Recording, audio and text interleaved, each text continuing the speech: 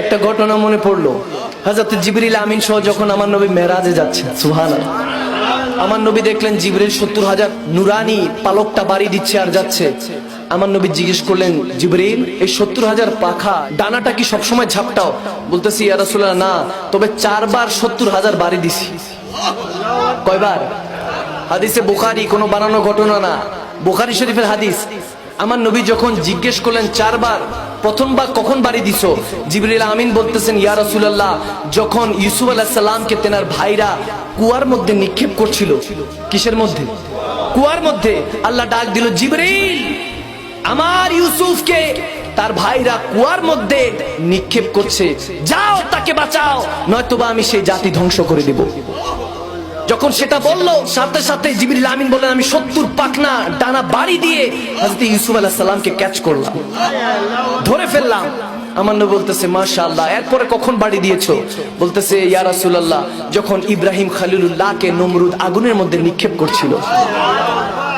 আল্লাহ বললেন, যাও জিবরিল, আমার খলিলকে সেই বদবখত নমরুদ আগুনের মধ্যে ফেলছে, যাও জিজ্ঞেস করো আগুনটা গুলজার বানাবো কিনা, বাগান বানাবো কিনা।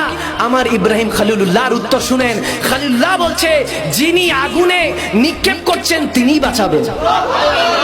সুবহানাল্লাহ বলো, তিনি বাঁচাবেন। জিবরিল বললেন, ওগো খলিলুল্লাহ, আগুনটাকে গুলজার বানিয়ে দিই। আল্লাহ বলেছেন, বলতেছে, না, আমার ভরসা আল্লাহ, আল্লাহই বাঁচাবেন। তখন সাথে সাথে আল্লাহর হুকুমে, কুদরতে আগুনটা ফুলের বাগান বানিয়ে দিয়েছেন কে? চিল্লা বলো, কে?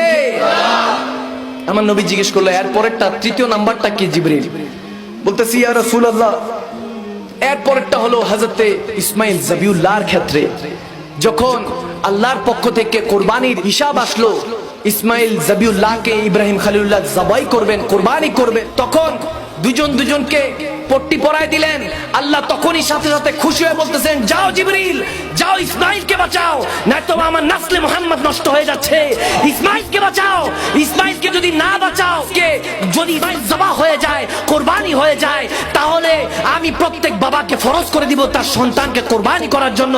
সাথে সাথে জিবরিল আমিন জান্নাত থেকে 70,000 ডানা ঝাপটা দিয়ে ইসমাইল যাবিউল্লাহর জায়গায় একটা দুম্বা রেখে দিলেন। সুবহানাল্লাহ, আল্লাহু আকবার বলেন। এরপর আমার নবী জিজ্ঞেস করে, এর পরেরটা কিভাবে?